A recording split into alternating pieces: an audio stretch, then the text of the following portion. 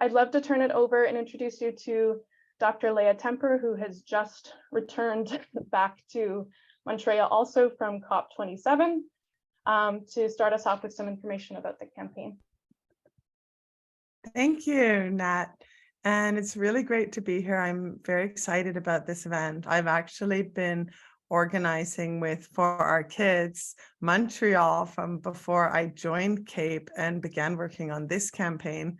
So I know Natalie from some time back, and I'm really excited about this collaboration.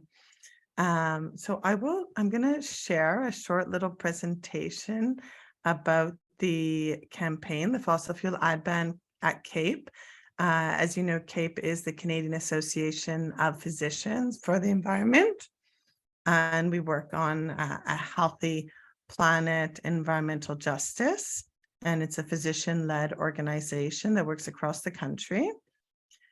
And here is the presentation. Let's start at the beginning.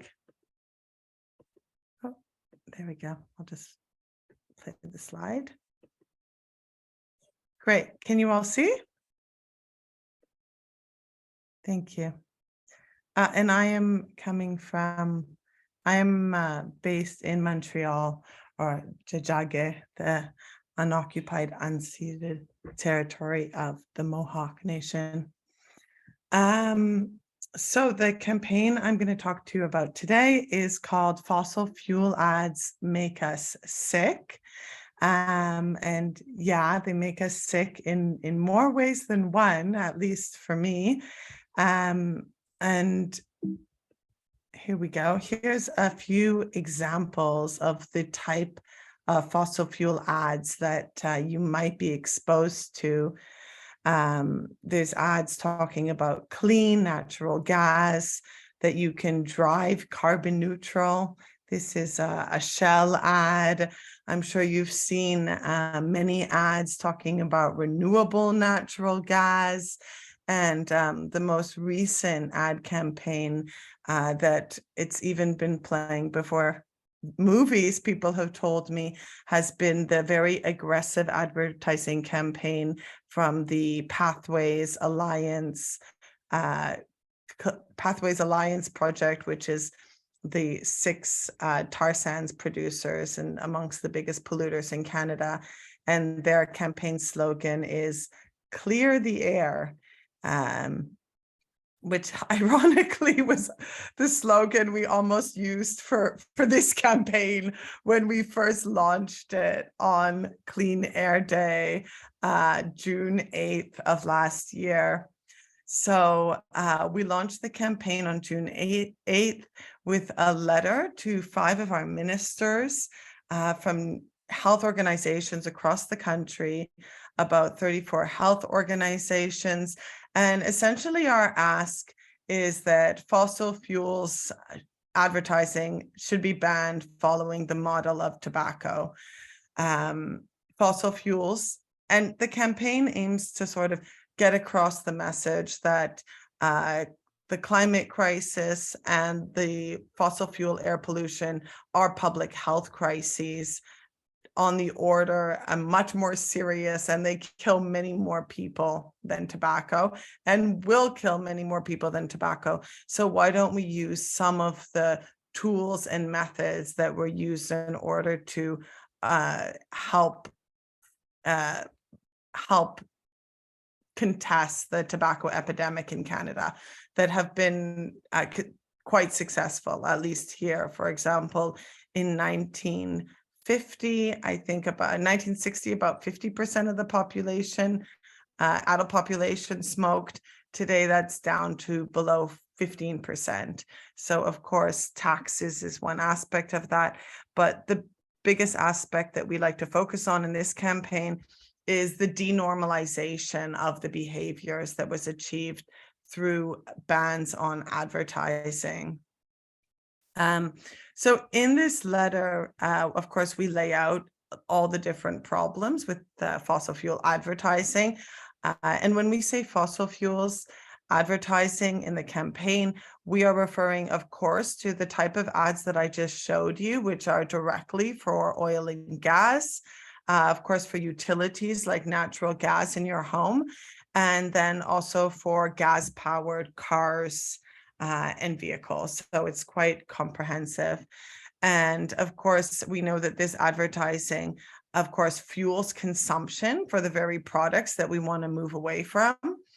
So we're committed to a transition, but we're fueling demand for oversized vehicles like SUVs. And more insidiously, of course, these ads spew misinformation about the climate crisis and the health and environmental impacts of fossil fuels. So in the letter, we kind of had 3 demands, which was a comprehensive ban, a robust regulatory response to greenwashing, and the disclosure of the health and environmental risks. And since then, some of the other activities that we've been doing is we put together the agency in Canada that regulates misleading and deceptive advertising is called the Competition Bureau. They actually regulate businesses in Canada generally. And we put in a complaint against the Canadian Gas Association for their ad campaign called Fueling Canada, where they essentially, I came to my attention when I saw a full page advertorial in the Globe and Mail with the caption, "Why natural gas is the smart choice for your new home." And of course, they portray gas as being a clean fuel. Clean, the dictionary definition is free from pollution. And gas pollutes at every single stage of its life cycle. It's obviously not clean. So we're really hoping that the Competition Bureau finds in our favor. And in the complaint, it was about a 45-page complaint. We detailed all the health and environmental impacts across the life cycle of gas. And what has been getting a lot of attention, particularly, is, of course, the health impacts of gas in the home and on children. The recent research has pretty much established that children have a highly increased risk of asthma if they're in a home with a gas stove. So we had some good news the week before we left for COP that the Competition Bureau will be investigating our claim against natural gas. And we've already kind of had some interesting clues that this is already leading to a little bit of a chill of what other fossil fuel companies think they can get away with in terms of greenwashing. So that's quite exciting. And our future actions, I mean, we are continuing to push for a ban at the federal level. We're also aiming to, try to get some front runners, meaning perhaps getting municipalities to ban fossil fuel advertising, could even be transport companies. I believe for the tobacco ban, it was actually the Toronto Transport Company that was sort of one of the first to ban tobacco advertising in the metro system in Toronto. So they were among the first in that case. There will also be a consultation opening, has opened a few days ago into a reform of the Competition Act. So we're pushing for stricter regulations against greenwashing. And and also see how we can deal with this issue of fossil fuel sponsorship, particularly for kids, targeted towards kids, kids museums, and also sports and cultural events. So that is an overview of what we're doing. As I mentioned, this is a health campaign. So we kind of aim to use the power of advertising to get out the message that the climate crisis is the greatest public health crisis of our time. And at the same time, leverage the voice of doctors and health professionals as a voice kind of calling for the need for this sort of action to contest misinformation. And I think the final point is just to say that it's also really thinking about the cultural imaginary that we need to change in order to make a transition past fossil fuels. So advertising is kind of the representation of our desires, and how can we change those visions of what a good life is. So I'll end it there, and I'll invite Erin, who's my project manager, to fill in if there's anything else I've forgotten, if we still have a minute. But I'm looking forward to hearing back from all of you. Thanks. Oh, sorry, I have one more slide, which is this one, which, yeah, I'm sure you've seen these ads with the doctors promoting cigarettes. So this is basically what's happening. And I really hope that soon the image on the right, although it might be reversed in your screens, seems as incongruous as the image on the left. There we go. Super. Thanks so much, Leah. Did you have anything you wanted to add, Erin? No, that was great. I think it covered everything. Thanks. Super. Well, we wanted to, oh, and there's your timer. Great job, Leah. Right on time. Before we move on to, we just had some general questions we thought we'd pose to all of you just to kind of get us warmed up a little bit. But is there any clarifying questions anyone has for Leah before we do that?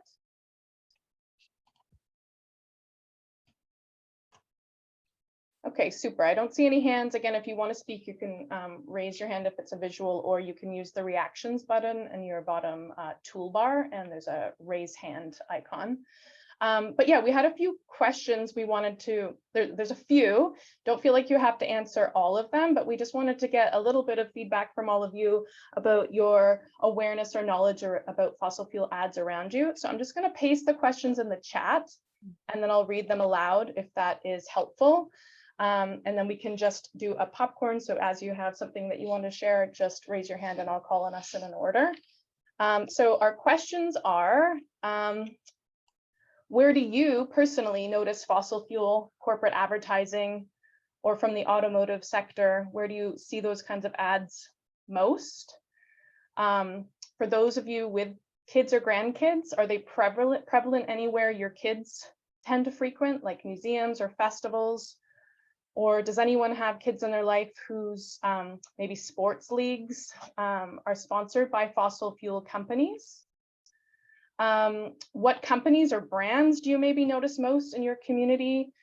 And or how do you feel when you see these ads around you? I know we've had some comments already in in our chat box with some shared outrage about the prevalence of fossil fuel advertising. But yeah, anything anyone wants to share based on those questions?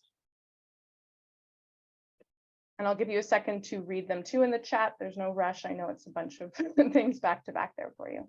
And Natalie, while they're thinking about it, I saw a message from a question from Tina in the text in the chat about how successful was your message at COP27.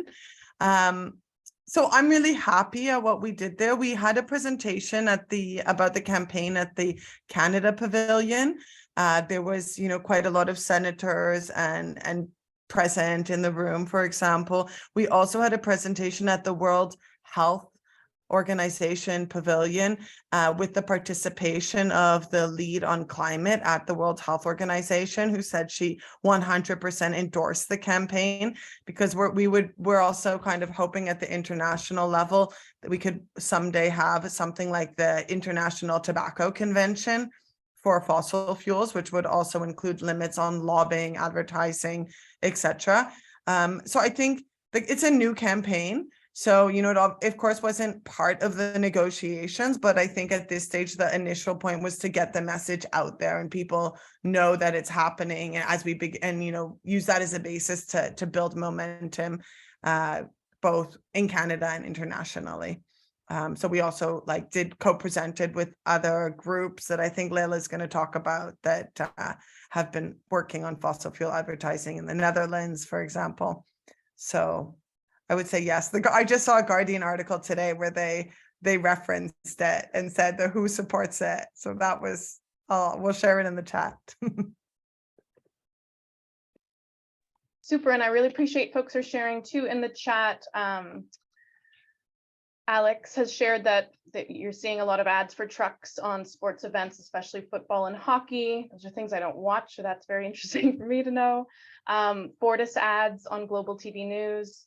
And Andrea has shared, not an ad, but Fortis is touting the wonders of natural gas in BC school curriculum, frack gas. So that's something Lela's going to address, I think, in the next little section. But anything else anyone wants to add about where you have seen fossil fuel sector ads in your community or life, or how it makes you feel, or if you've seen anything in connection with kids' activities in particular? Okay, cool. Well, if anything comes to mind as we go forth, continue to share in the chat. That's really helpful for us because we'll be saving these chat comments too and looking through them in the days to come as we figure out next steps for the campaign and for our kids' involvement in it. So yeah, I think now we'll pass it over to Lela to maybe touch on those examples around Fortis and other ways 4Kids has been supporting and connected to this coalition and campaign. Absolutely. Thanks, Natalie. And thanks, Leah. That was really helpful, really informative to give us an overview. And I mean, something that you touched on there is just how quickly this campaign and other related campaigns are moving, right? People are getting on board and things are happening, which is always a really good sign. So I'm happy to share a few ways in which teams and individuals in the 4Kids Network are already involved in this issue. And as 4Kids is a grassroots, really a grassroots-led network. So we take our lead from what our individual teams, local teams and members are interested in. So you know, if you see 4Kids an action on our website or in our newsletters, that has really come from parents and grandparents and people who care for kids at the local level. And that's, you know, and that's what we're supporting through the network. So and we know from talking to parents and hearing from parents and teams across the network that that like fundamental change, right, it needs to happen. We have to stop doing things the way we're doing.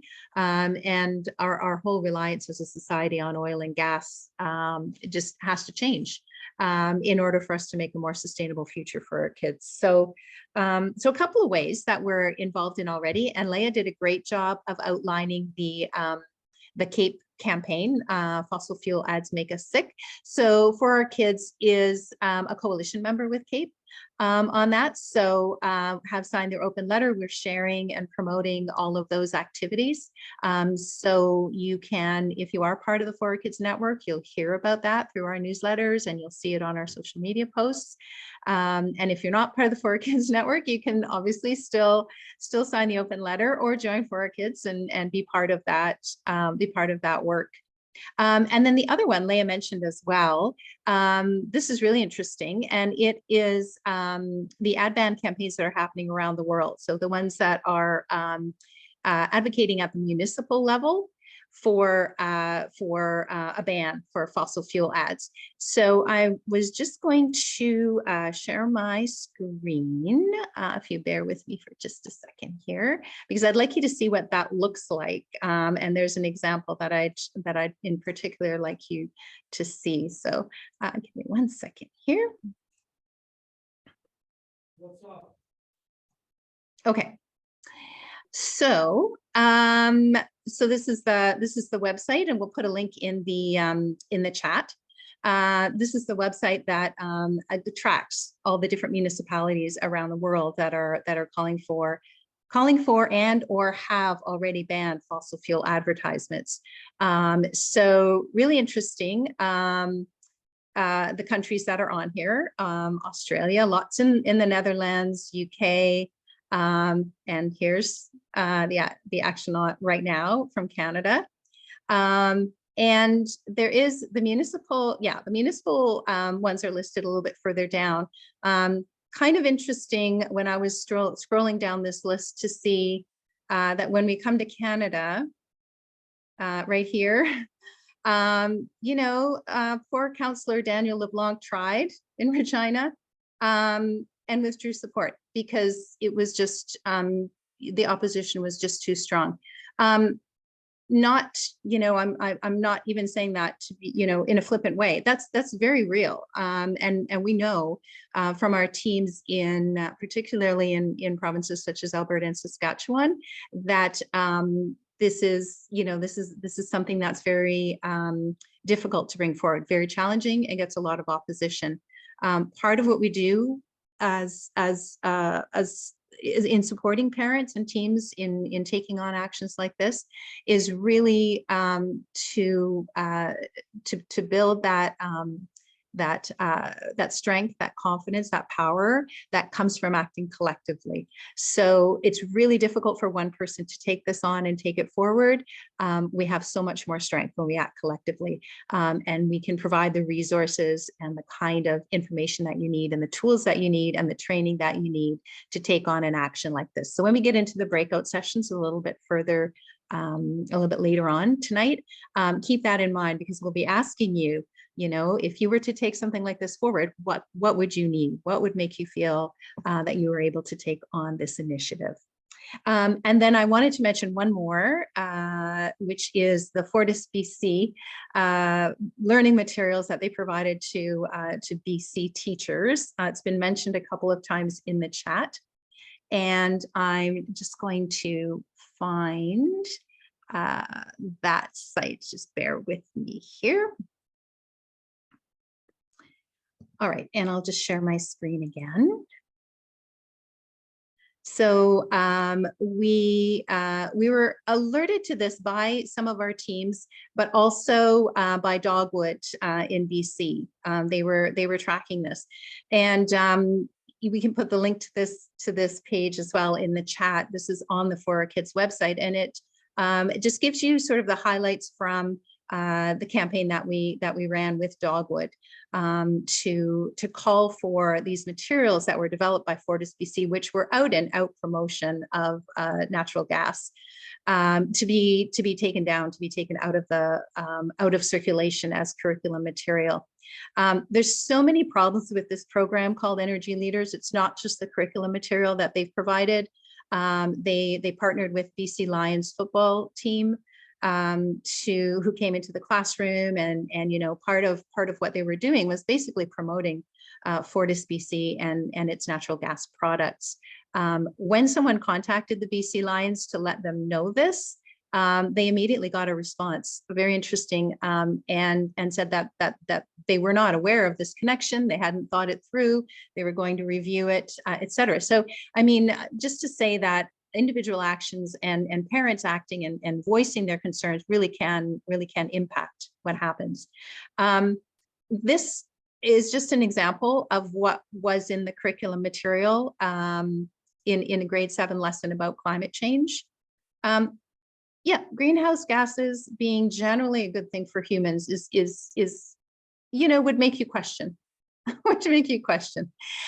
So the interesting thing is there were a couple of parent-led teams who took this issue to their school boards.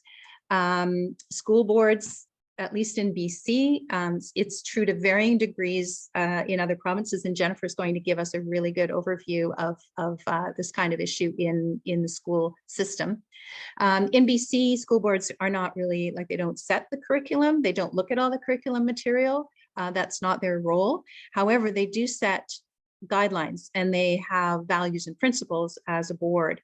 And so what the parent teams did was to contact their school board and say, you need to stand up for the kinds of information and the kinds of education that we're providing for our kids. So as a result, although we'd never be able to tie this directly to the opposition that was voiced by parents, but the material has come down from the Fortis BC website. The notice that's on there right now says that it's being reviewed as part of their annual review process.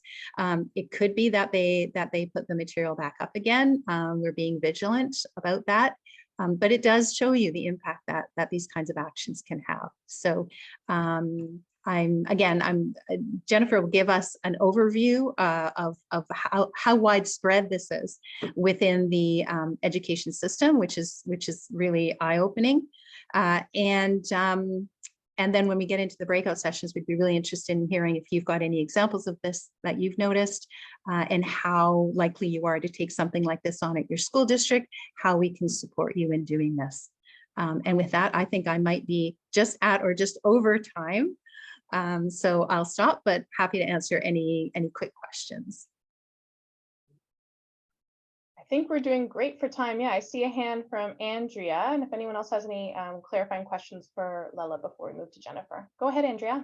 Yeah, this is small, but having worked in climate change for years in education, etc., there's nothing wrong, in my opinion, with talking about the greenhouse effect, that it's natural. Greenhouse gases are natural. The greenhouse effect is absolutely necessary to our planet.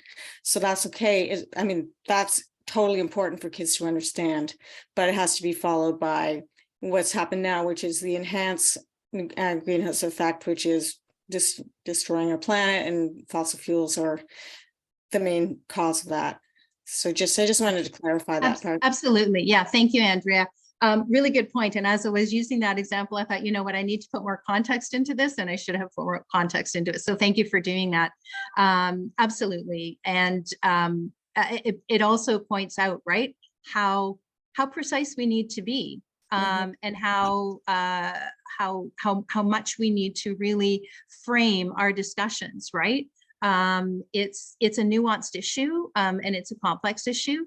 And that means we need to describe it to our kids, and we need to be very open about all of the different pieces of it, right?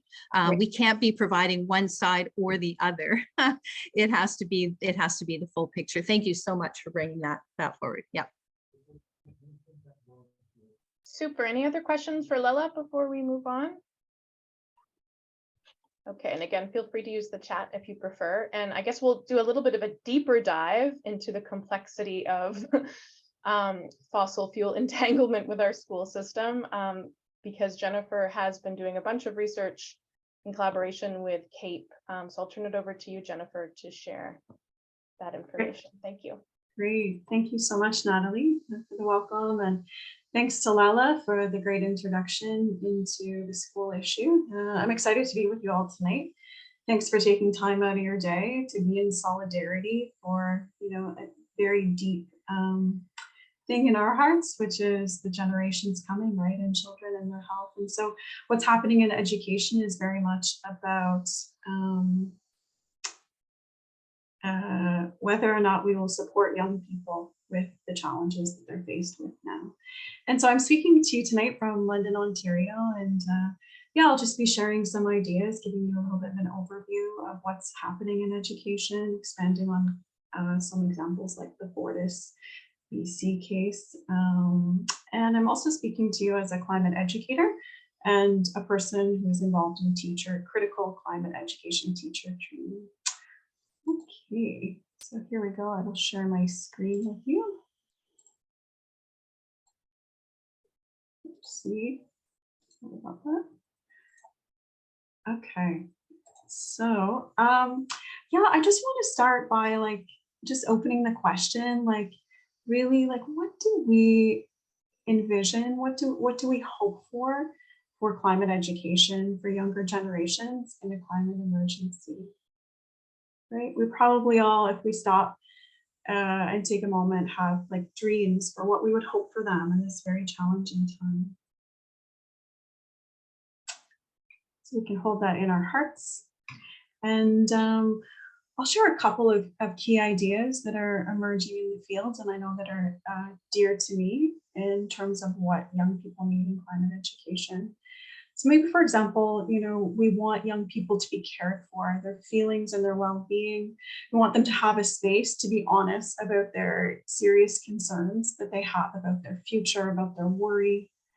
And in the literature, we can tell in recent years, since 2019, 2018, and now more and more literature is coming out to show us that young people have a burden, not just in what they're inheriting from the adult world, but also their feelings as they look towards the future.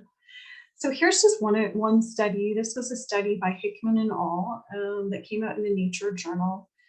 last year. And we can see here, just from this one question in this survey, that young people have a lot of worry when they think of climate change and their lives in the future.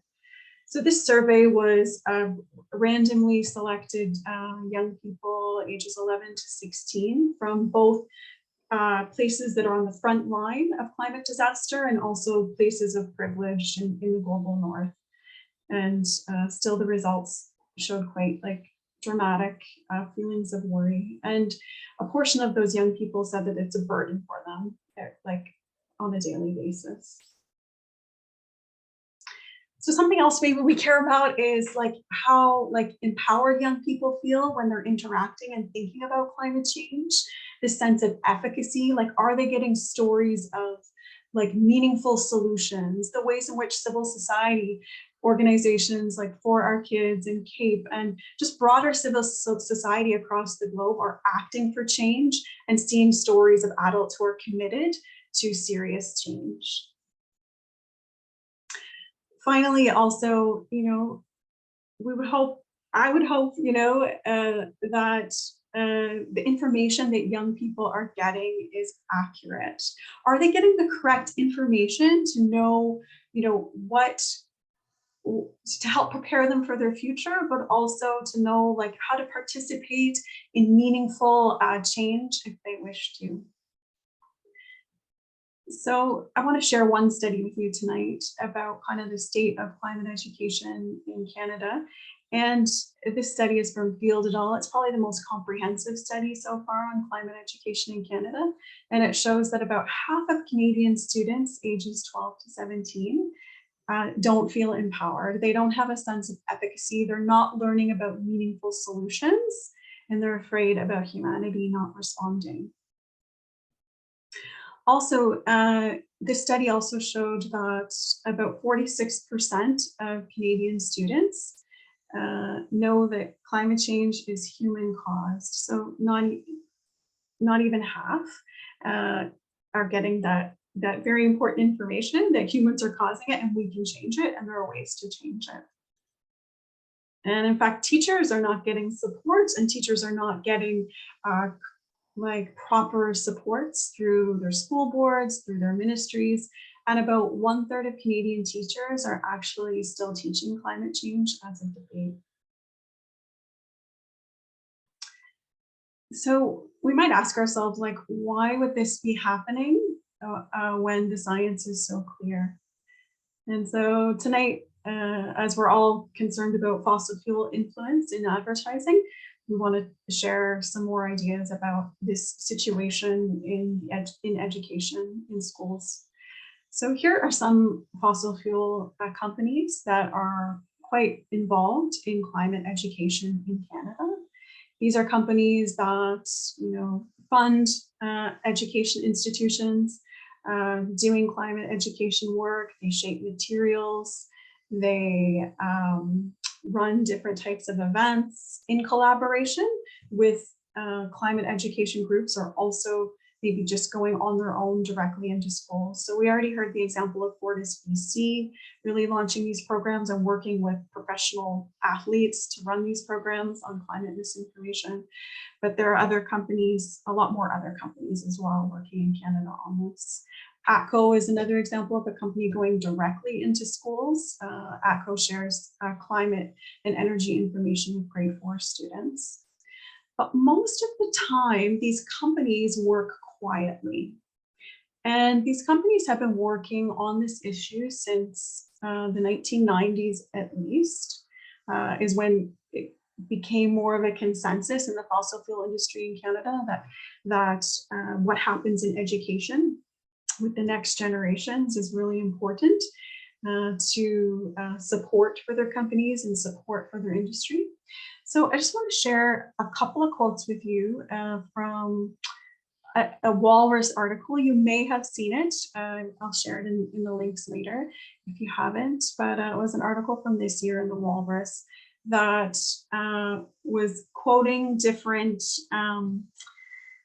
materials from the fossil fuel industry. And this is a quote from Seeds Connections. And Seeds Connections was one of the very first like education groups that was funded by the fossil fuel industry to teach about climate change and energy. And Seeds Connection said that, you know, education is very important, not just for adults, but on a national level, also, you know, the next generation of voters. And they describe, you know, how the fossil fuel industry approaches it. They don't say, you know, climate change isn't happening. They instead talk about like a bias balanced information approach, or like bias-free education, meaning that education should not be biased to environmental concerns or health needs. So how does this approach show up in education? I'll just name like a couple of key points that we can see in materials and trainings from the fossil fuel industry. But basically the meaning of like a bias balanced approach is that the fossil fuel industry is shown in the classroom as an equally valued perspective on climate and energy. So in these types of materials from the fossil fuel industry, we see the fossil fuel industry, their contributions to society and the economy really being spoken about in the handouts and videos. We see a celebration of any little sustainability activity that the industry does, whether that's like having like a non-fossil fuel energy car, or something that they do as an activity that seems that gets blown up and is amplified in the storytelling. We see things, especially, and I think this is key to contemplate, the focus of the education on climate in Canada tends to be on personal changes. And these are personal changes that students are encouraged to make, while sidelining the changes that industry and that systems need to make to change to renewable energy. And so of course, like, it's good to bring to students like personal things that they can do to empower them, and, you know, talk about different things that are supportive of our Earth and our planetary health. But students get the wrong message. They don't get an accurate message when it's the fossil fuel system changes that we need are obscured. And so ultimately, there's an avoidance in general of discussion on the burning of fossil fuels as a cause of warming, and the transitioning to renewable energy is not centered as a necessary solution. So just a couple examples tonight, just to introduce some of these materials. One is materials from Inside Education. So Inside Education has a lot of funders. It's funded by BP, Cenovus, Suncor, and others. And I want to just take a moment to talk about Cenovus. So Cenovus has worked with Inside Education for quite a while. In 2020, for example, they helped reach out to over 5,000 teachers and students online to present webinars about climate and energy education. These facts come directly from Cenovus's website when they're telling their stories. Also in 2021, Cenovus helped to Inside Education, this environmental education nonprofit, to purchase a better office. And also Cenovus sits on their board. And this is often the case with the funding that the industry does. Often there's people sitting on their boards, kind of, you know, shaping the parameters of the dialogue. So a couple materials from Inside Education. One, they have a big unit on fracking, and they talk about it as one of the most important, you know, aspects for our economy and society. And you can see down here, I don't know if you can see it very well, but if you go to their website, and I'll provide the link, they talk about, you know, choosing a perspective, that all the perspectives are equal. The environmental perspective, the industry perspective, the government is all equal, even despite being in a climate emergency that cannot hold more greenhouse gases. So to their website, yeah, and they especially focus on like fracking and all the ways that they're able to get the gas out of the ground. And yeah, and they have students like outline, you know, how the process works and that type of thing. So another set of materials from Inside Education is like an oil sands field trip. And again, they're trying to present this balanced approach where, you know, the environment and energy needs are totally equal, and that there's no preferencing in a time of climate emergency. So you can go to their website, and they do a lot on promoting the oil sands and talking about the great work of the oil sands. I want to give one more example tonight, and that is from Green Learning. Green Learning, one of its major funders is Suncor. And in Green Learning, in Green Learning program, again, about an oil sands education dialogue, students learn about oil production processes and how prices are set, and they'll examine environmental, social, and economic impacts of the oil sands project. So one of their major activities that they promote is students role playing, setting up a new extraction project in Canada. So you can go to their website. This is from their website, of course, simulation guide about role playing. And they talk about how it gives insight into what's going on behind the scenes as oil sands companies consult and negotiate with Indigenous communities in Alberta to establish local locations for their project.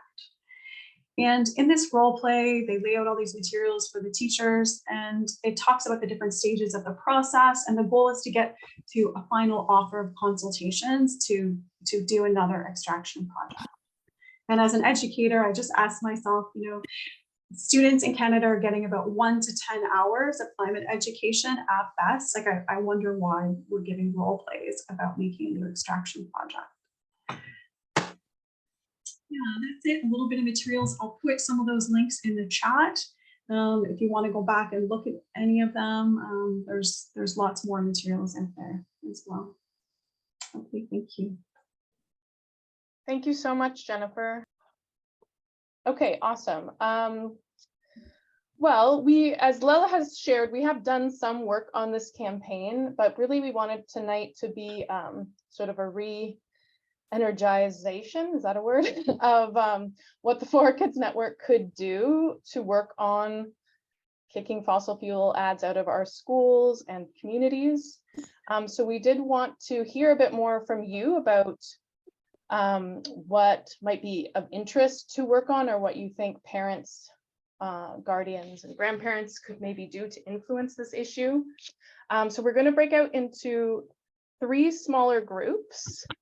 I worked on an equal distribution of folks while Jennifer was presenting, and there's going to be one of us from CAPE and For Kids leading those sessions and going through 4 questions. And I suppose if they don't speak to you, we also just want this to be a space for you to give us feedback. So in your breakouts, you can individually decide what to discuss and focus on, but we did have 4 guiding questions we wanted to share. So before I break us up, I'll just share them on a slide so we can at least have a preview of what we'll discuss. Some of these are focused on that. And if you don't have kids in your life that are school age, some of this might not apply to you, but hopefully some folks in your breakout group will have some feedback on this. So the first question, do you have any examples of fossil fuel sponsorship or influence at your child's school? The second question is, we wondered how you would feel about approaching your school board with the following questions, or how likely would you be to take on some school board engagement? And our 3 questions we thought that would be useful to ask school boards are teachers receiving professional development or support in teaching climate change? Is the fossil fuel industry involved in their training? And what materials are you providing on the climate crisis for classrooms? So we'd love to know if you think those are good questions to ask them, or how else we would approach them. The third question to explore in the breakout is, what else would you want to ask them? And what types of resources and support would help you to bring these questions forward? Support and resources being from For Kids or CAPE. And lastly, can you think of any other ways parents or allies could address the issue of fossil fuel ads? What resources would be helpful from For Kids and CAPE in order for you to pursue these ideas?